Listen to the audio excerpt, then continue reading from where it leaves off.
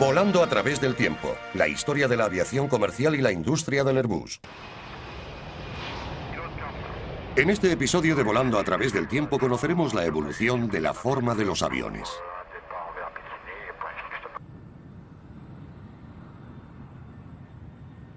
La imagen que casi todos tenemos de un avión está integrada por un fuselaje, conjunto de cola y unas alas. No obstante, esa no es la única forma capaz de surcar el cielo y volar más alto y más rápido que los animales que nos inspiraron, las aves. Con el paso de los años, los diseñadores han creado aparatos que carecían de las características que podrían considerarse cruciales para volar. Aviones sin cola, sin fuselaje e incluso sin lo más fundamental, las alas.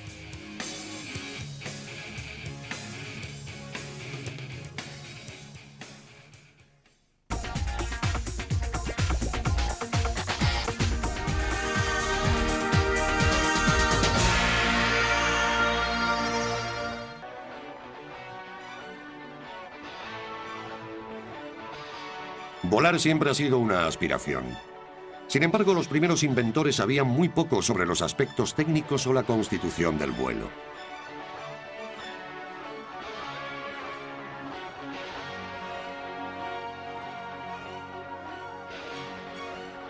El proceso de evolución comenzó con ensayos y errores. Los pioneros simplemente construían aparatos que pensaban que podían volar. Aquellos que casi lo lograban eran mejorados. Los fallidos solían acabar destrozados junto con sus pilotos.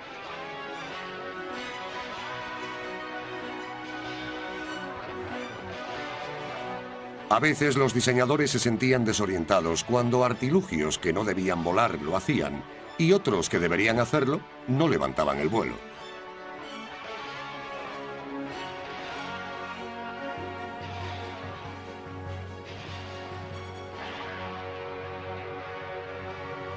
La cosa empezó a avanzar cuando la ciencia se decidió a definir las cualidades y características del aire y la propulsión. No obstante, el principio de ensayo y error, o más bien de construcción y accidente, predominó hasta mediados de la Segunda Guerra Mundial. Tras la guerra se hicieron muchos avances en el campo de la aeronáutica y hasta cierto punto un diseñador era capaz de construir un aparato que sabía que volaría.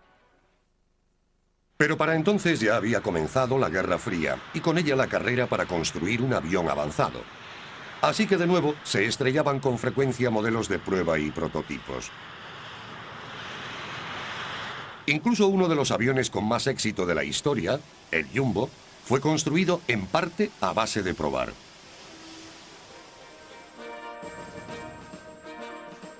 De hecho, el primer Jumbo tenía sobrepeso y los motores originales no eran lo bastante potentes para levantar ese peso extra.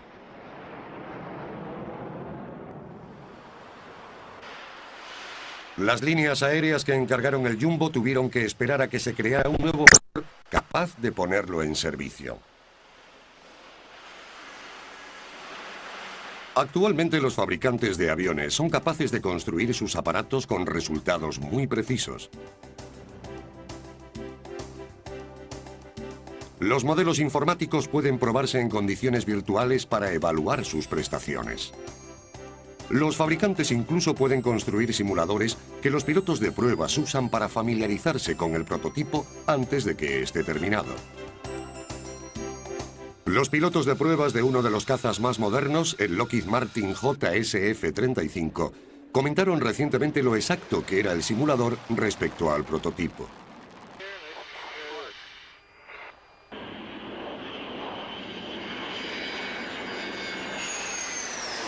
Con el tiempo, los diseñadores fueron capaces de construir aviones de diferentes formas para labores específicas. El Guppy es un ejemplo clásico. Los Guppy fueron diseñados para la única tarea de transportar las etapas del cohete Apolo de California a Florida. La alternativa al transporte aéreo era un lento barco a través del Canal de Panamá. Los Guppy recortaron meses al calendario de programa Apolo, y sin ellos la llegada a la Luna en 1969 no habría sido ni remotamente posible. Los Guppy eran básicamente un Stratocruiser reciclado, el cual ya era un aparato grande y lo último de pasajeros con motor de pistones. Los Guppy se cargaban de una forma muy interesante. Se separaban en dos partes. Se colocaba la carga en su interior y luego se volvían a unir las dos secciones.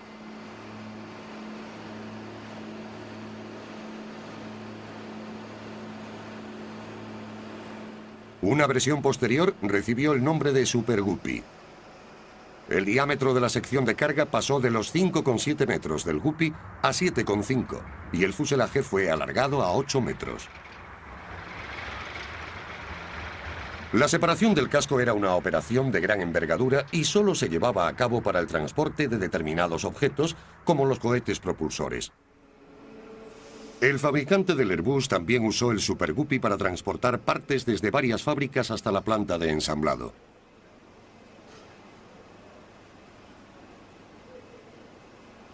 Con el rápido crecimiento del Airbus, los Guppy llegaron al límite de su capacidad. Los aviones se hacían viejos y consecuentemente aumentaban los costes de mantenimiento. Así que Airbus decidió construir un avión nuevo y mejorado, el Beluga.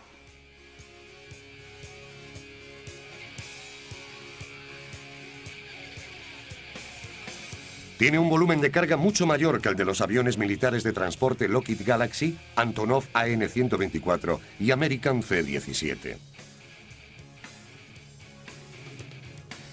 El Beluga tiene una autonomía de 1.600 kilómetros.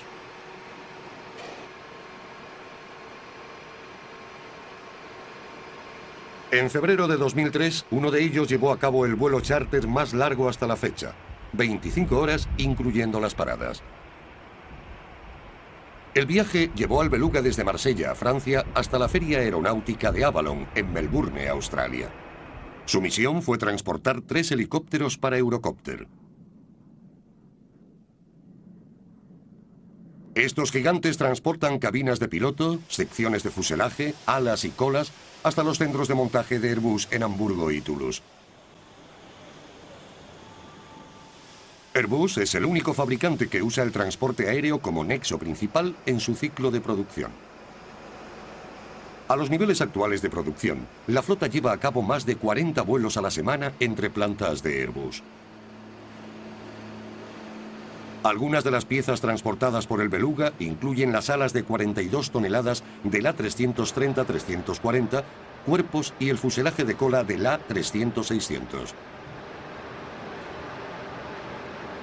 Esta sección mide 4,6 metros de diámetro y 22 metros de largo. Y el Beluga transporta las enormes unidades de una sola pieza. Para alcanzar el volumen de carga necesario, se cortó el fuselaje superior de un Airbus corriente a la altura del suelo y fue sustituido por la característica forma de herradura.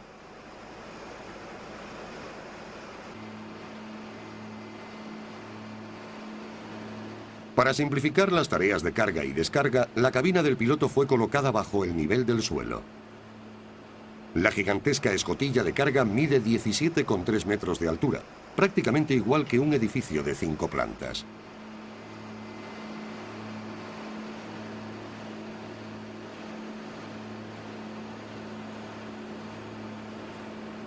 El diámetro del fuselaje que puede ser utilizado para la carga es de 7,4 metros y la anchura del suelo es de 5,43 metros.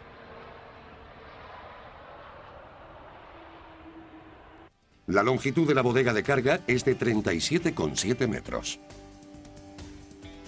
Para mejorar la estabilidad del Beluga y evitar cabeceos o guiñadas, se alargaron los planos horizontales de la cola.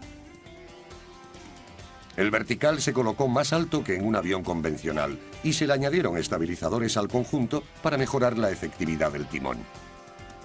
Comparado con el Super Guppy, el A300-600 ST Beluga ofrece un aumento del 30% en volumen y el doble en el peso de carga, de 24,4 a 45,5 toneladas. De media, un Guppy tardaba 54 horas en transportar piezas grandes, mientras que el Beluga lleva a cabo la misma tarea en solo 19 horas. El servicio económico del Beluga ahorra al Airbus unos 2/3 en coste de transporte.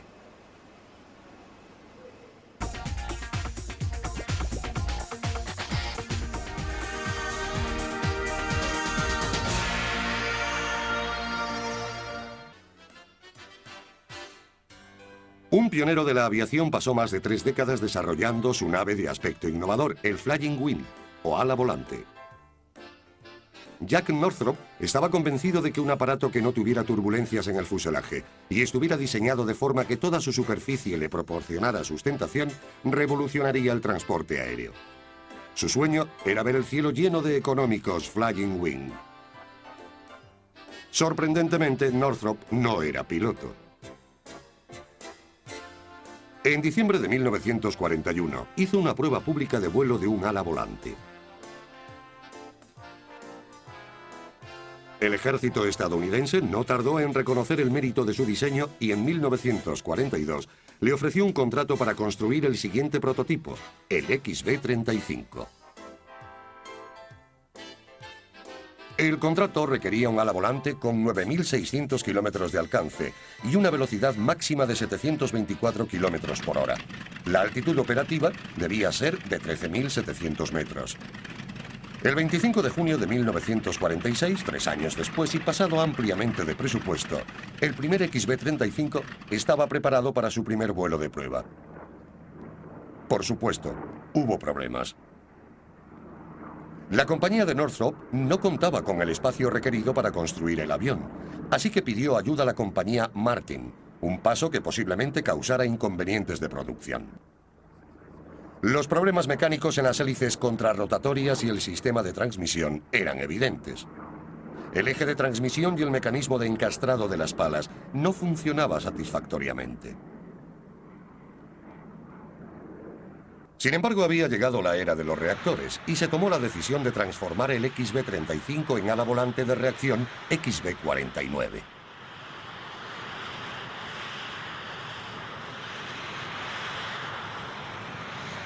El XB-35 utilizaba 4 motores Pratt & Whitney R4360, que fueron reemplazados por 8 turborreactores Allison J35. Los deflectores se colocaron en la parte anterior de las alas. Este arreglo parecía y sonaba de un modo impresionante, pero tenía sus inconvenientes. Los motores requerían enormes cantidades de combustible, por lo que algunas bodegas de bombas se reconvirtieron para alojar depósitos de combustible. Eso provocó 2 problemas. El alcance del avión era inferior a los 9.656 kilómetros estipulados en el contrato, y la bodega no admitía las grandes bombas convencionales.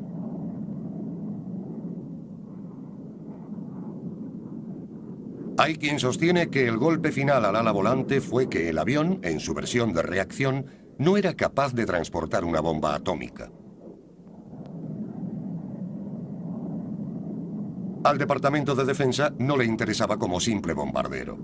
El ala volante tenía problemas de guiñada y cabeceo, lo que lo hacía inseguro y demasiado lento para llevar a cabo un bombardeo. Aún quedaba una última esperanza para el avión. La Fuerza Aérea estadounidense encargó 30 alas volantes en su versión de reconocimiento, los XRB-49.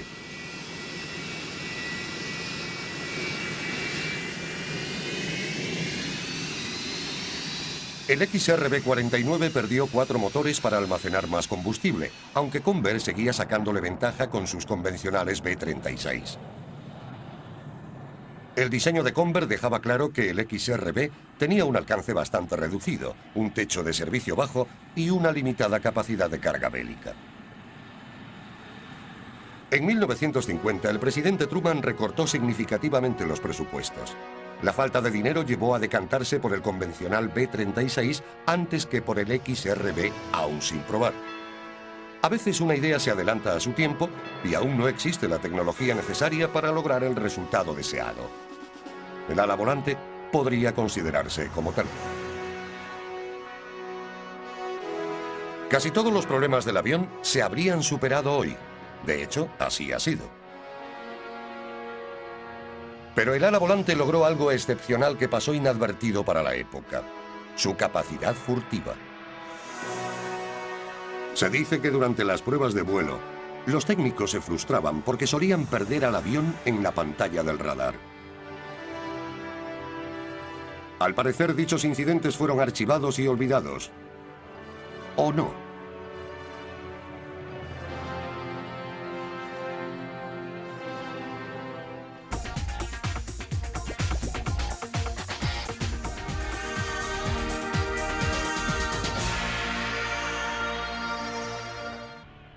Curiosamente, el B-2 fue desarrollado y construido por la antigua compañía de Jack Northrop. Sin embargo, él no era uno de los pocos que tenían acceso al diseño secreto del B-2.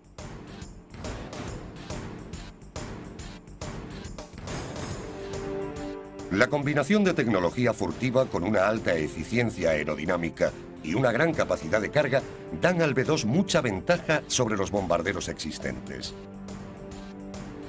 Su alcance sin repostar es sorprendentemente similar al del contrato establecido con Northrop para el desarrollo del ala volante, aproximadamente 9.600 kilómetros.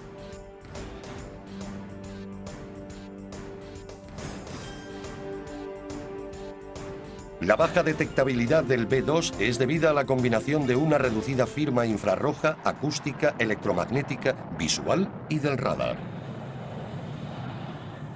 Incluso a los sistemas de defensa más sofisticados les resulta imposible detectar y mucho menos seguir o apuntar a un B-2.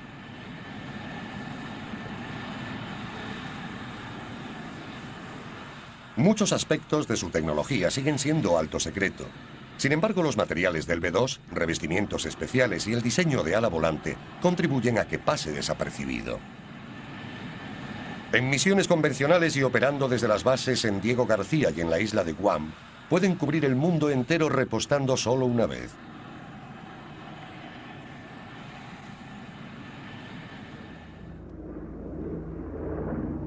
Mirando atrás, cabría preguntarse cuánta información de Jack Northrop fue sacada de los archivos y revisada cuando los ingenieros iniciaron la construcción del B-2.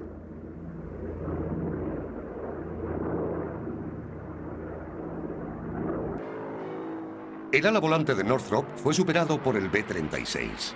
No obstante, siendo un bombardero convencional, tenía problemas convencionales.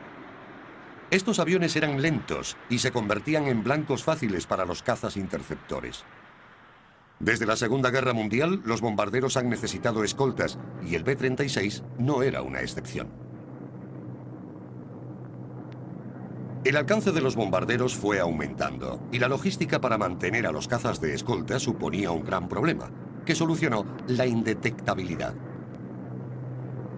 La escolta dejó de ser necesaria ya que los aviones son prácticamente invisibles.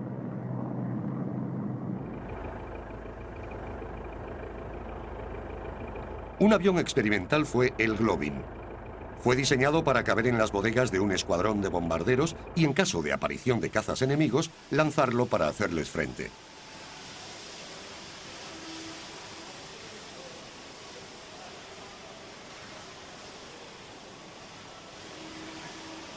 El avión no fue diseñado para aterrizar. Desplegaba un gancho en el morro que le permitía regresar al avión nodriza.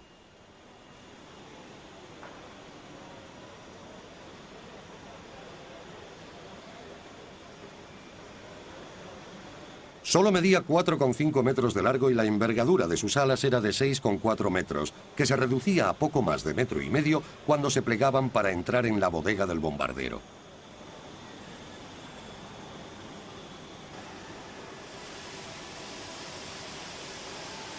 El combate no podía durar demasiado, ya que el Goblin solo contaba con combustible para 30 minutos de vuelo.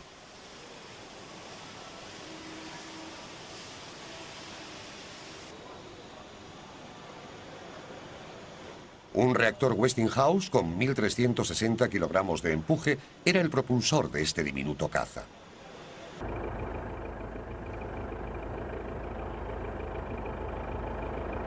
El Goblin hizo su primer vuelo el 23 de agosto de 1948. El B-36 aún no había salido de la planta de producción, así que se utilizó un B-29 modificado para la prueba.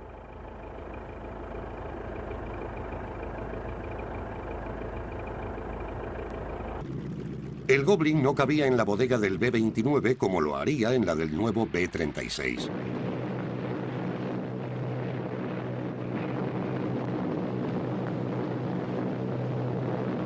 El procedimiento de lanzamiento era difícil y razonablemente lento. El Goblin se bajaba del avión nodriza y quedaba colgado hasta que se estabilizaba. Luego era soltado en caída libre y empezaba a volar.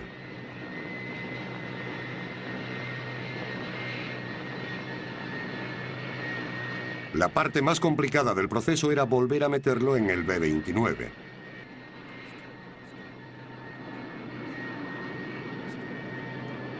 Incluso hoy, repostar en vuelo está considerado una maniobra compleja. El pequeño tamaño del Goblin lo hacía muy inestable bajo las turbulencias del B-29 y era muy difícil acertar con el gancho en el mecanismo de elevación. Un error podía hacer que se estrellaran los dos.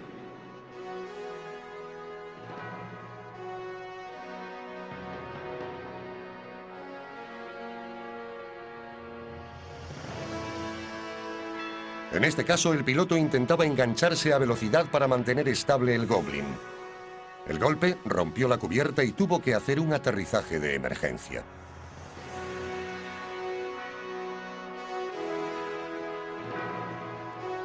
El piloto sobrevivió y el Goblin fue reparado.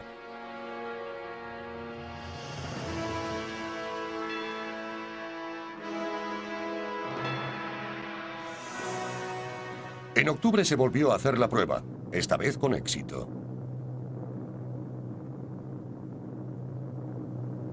Sin embargo, la idea del Goblin no fue mucho más allá.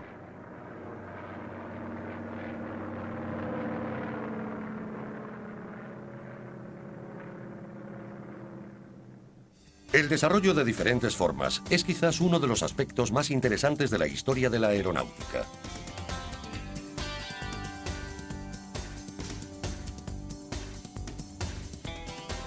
Este aspecto de la aviación es el que lleva a diseñadores e ingenieros a forzar los límites de la tecnología.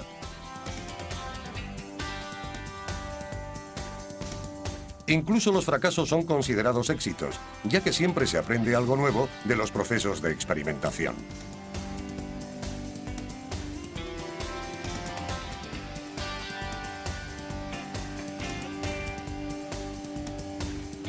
Aquí acaba esta entrega de Volando a través del tiempo. Le esperamos en la próxima para seguir repasando la curiosa historia de la aviación.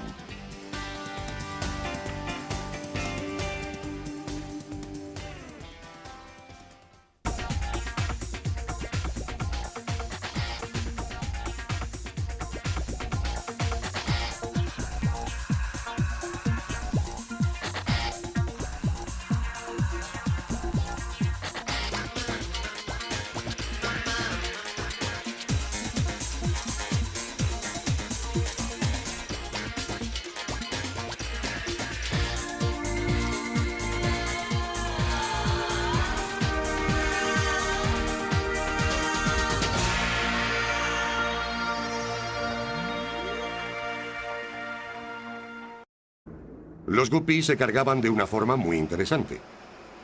Se separaban en dos partes. Se colocaba la carga en su interior y luego se volvían a unir las dos secciones.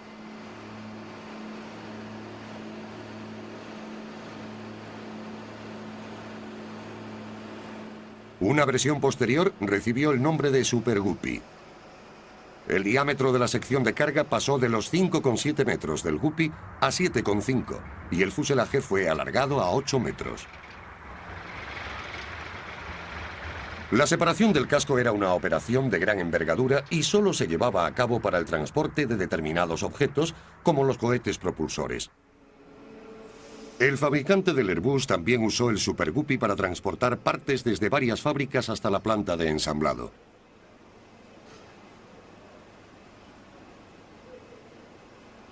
Con el rápido crecimiento del Airbus, los Guppy llegaron al límite de su capacidad. Los aviones se hacían viejos y consecuentemente aumentaban los costes de mantenimiento. Así que Airbus decidió construir un avión nuevo y mejorado, el Beluga.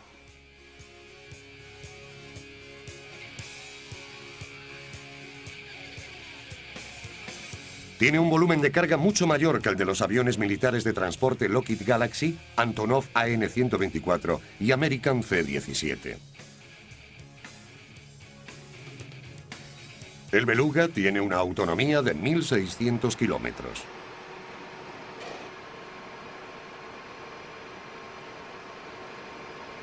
En febrero de 2003, uno de ellos llevó a cabo el vuelo charter más largo hasta la fecha, 25 horas incluyendo las paradas. El viaje llevó al Beluga desde Marsella, Francia, hasta la Feria Aeronáutica de Avalon, en Melbourne, Australia. Su misión fue transportar 3 helicópteros para Eurocopter.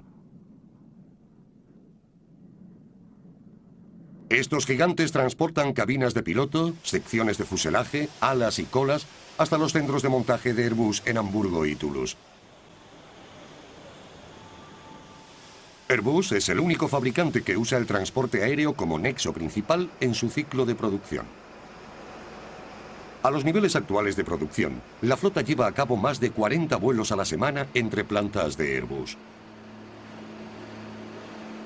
Algunas de las piezas transportadas por el Beluga incluyen las alas de 42 toneladas del A330-340, cuerpos y el fuselaje de cola del A300-600. Esta sección mide 4,6 metros de diámetro y 22 metros de largo. Y el Beluga transporta las enormes unidades de una sola pieza. Para alcanzar el volumen de carga necesario, se cortó el fuselaje superior de un Airbus corriente a la altura del suelo y fue sustituido por la característica forma de herradura.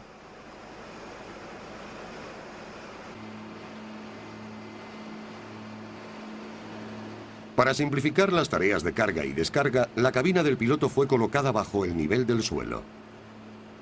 La gigantesca escotilla de carga mide 17,3 metros de altura, prácticamente igual que un edificio de 5 plantas.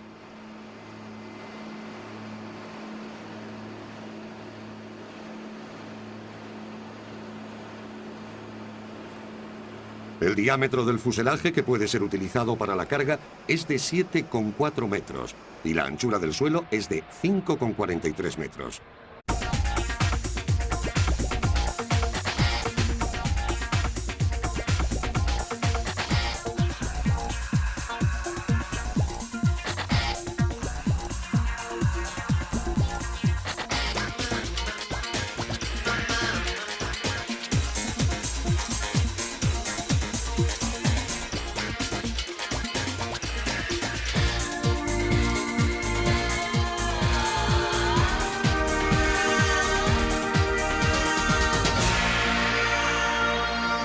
Volando a través del tiempo, la historia de la aviación comercial y la industria del Airbus. En este episodio de Volando a través del tiempo conoceremos la evolución de la forma de los aviones.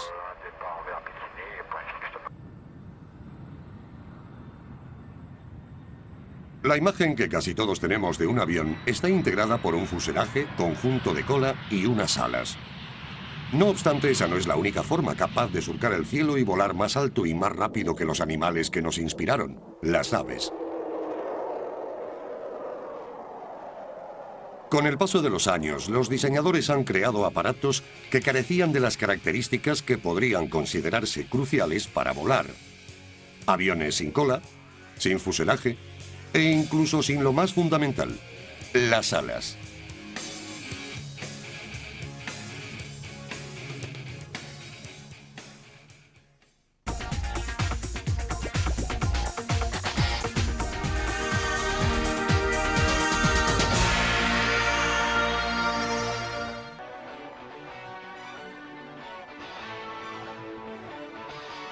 Volar siempre ha sido una aspiración.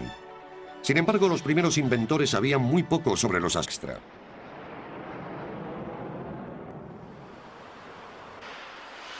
Las líneas aéreas que encargaron el Jumbo tuvieron que esperar a que se creara un nuevo motor capaz de ponerlo en servicio.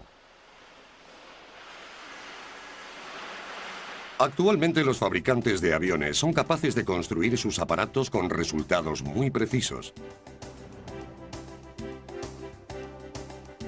Los modelos informáticos pueden probarse en condiciones virtuales para evaluar sus prestaciones. Los fabricantes incluso pueden construir simuladores que los pilotos de pruebas usan para familiarizarse con el prototipo antes de que esté terminado. Los pilotos de pruebas de uno de los cazas más modernos, el Lockheed Martin JSF-35, comentaron recientemente lo exacto que era el simulador respecto al prototipo.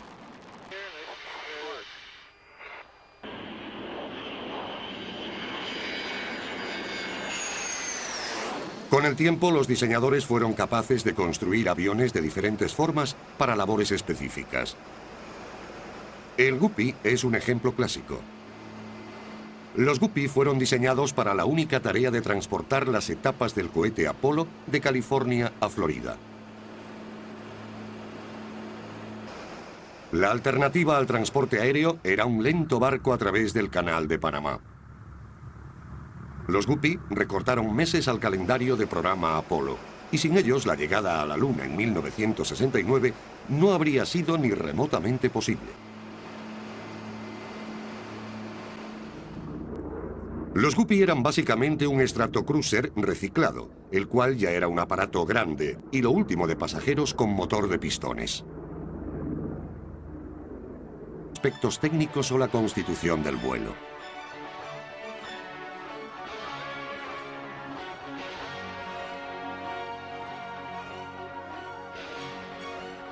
El proceso de evolución comenzó con ensayos y errores. Los pioneros simplemente construían aparatos que pensaban que podían volar. Aquellos que casi lo lograban eran mejorados. Los fallidos solían acabar destrozados junto con sus pilotos.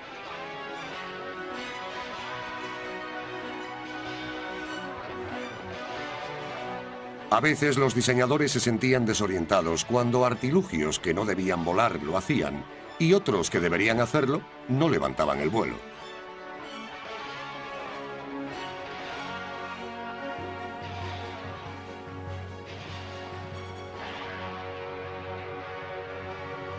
La cosa empezó a avanzar cuando la ciencia se decidió a definir las cualidades y características del aire y la propulsión. No obstante, el principio de ensayo y error, o más bien de construcción y accidente, predominó hasta mediados de la Segunda Guerra Mundial. Tras la guerra se hicieron muchos avances en el campo de la aeronáutica y hasta cierto punto un diseñador era capaz de construir un aparato que sabía que volaría. Pero para entonces ya había comenzado la Guerra Fría y con ella la carrera para construir un avión avanzado. Así que de nuevo se estrellaban con frecuencia modelos de prueba y prototipos. Incluso uno de los aviones con más éxito de la historia, el Jumbo, fue construido en parte a base de probar.